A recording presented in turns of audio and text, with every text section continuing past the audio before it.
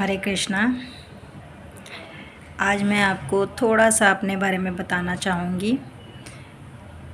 थोड़ा सा ये आज की मेरी बताई हुई बात जो है वो मेरी पुराने वाली कहानी से थोड़ी सी मिलती जुलती है। लास्ट ईयर अप्रैल में मुझे कैंसर डिटेक्ट हुआ था और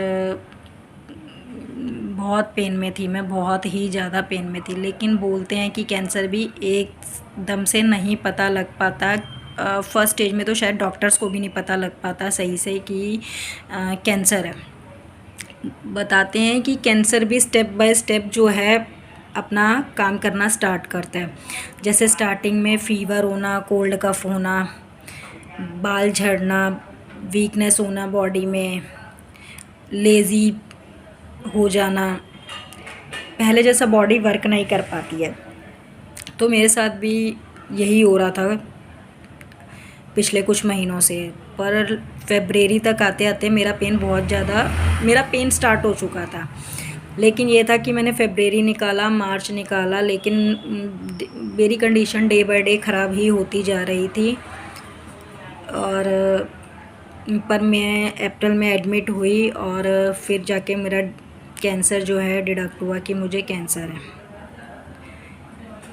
और मार्च मिड में मैं अपने घर में भी बोल चुकी थी कि शायद मुझे कैंसर की प्रॉब्लम स्टार्ट हो गई है या मुझे कैंसर ही है। तो उन्होंने मुझसे ये बोला कि तू ना सिर्फ पॉजिटिव ही पॉजिटिव सोच, नेगेटिव जाने तक की ज़रूरत नहीं है, मत सोच नेगेटिव। तो लेकिन बात ये थी कि अब अगर मैं पॉजिटिव सोचती भी तो शायद इतनी जल्दी सब कुछ सही नहीं हो पाता, क्योंकि मेरा केस जो था कॉम्प्लिकेटेड हो चुका था।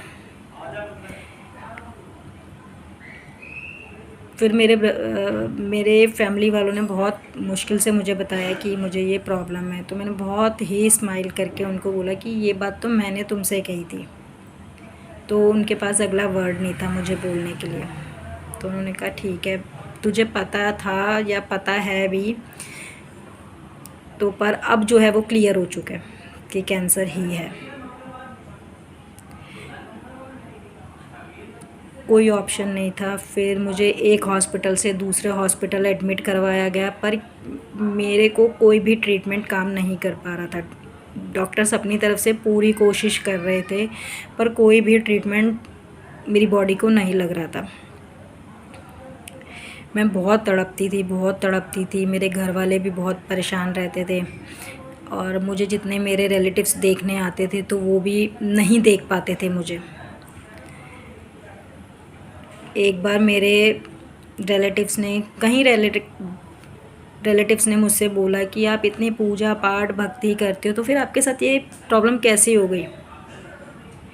तो मैंने उनसे यही बोला कि ऐसा है कि जी, जो हमने किया है इस जन्म में, पिछले जन्म में, जैसा भी है, तो वो सब कहते हैं कि हमने अपने कर्म भी भोगने हैं। तो मैं यही समझती हूँ कि मैं अपने कर्म भोग रही हूँ इस टाइम पे यहाँ पर बैठ के, कि मैं अपना इतना पेन में हूँ। तो उन्होंने बोला कि आप ना ऐसे मत बोलो, आप ठीक हो जाओगे, ये है वो। पर ये था कि मेरा विश्वास मेरे भगवान पर पूरा था।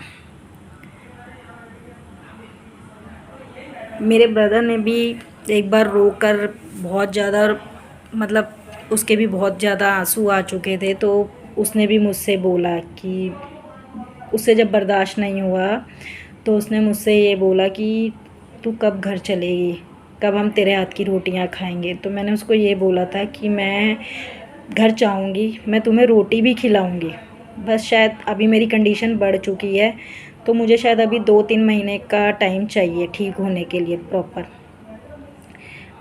मैं एक हॉस्पिटल एडमिट हुई, फिर दूसरे हॉस्पिटल एडमिट हुई। मैं हाथ जोड़ती रही पहले हॉस्पिटल में कि हे भगवान, कुछ ना कुछ करके ना मुझे गवर्नमेंट हॉस्पिटल में एडमिट करवा दो, क्योंकि हमारे पास इतना पैसा नहीं है कि हम प्राइवेट ट्रीटमेंट ले सकें। भगवान ने तब भी सुनी, गवर्नमेंट में भेजा।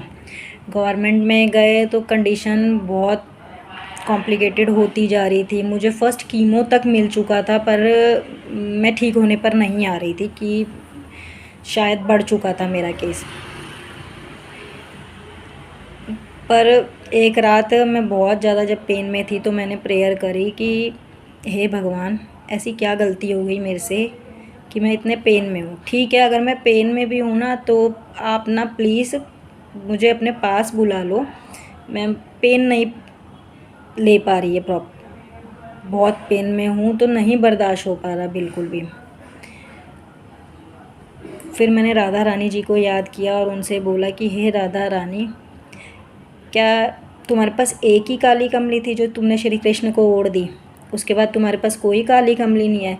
लोग ऐसे ही कहते हैं तुम करुणामयी हो। तुम्हें मुझे देख के बिल्कुल भी करुणा नहीं आ रही, बिल्कुल भी दया नहीं आ रही।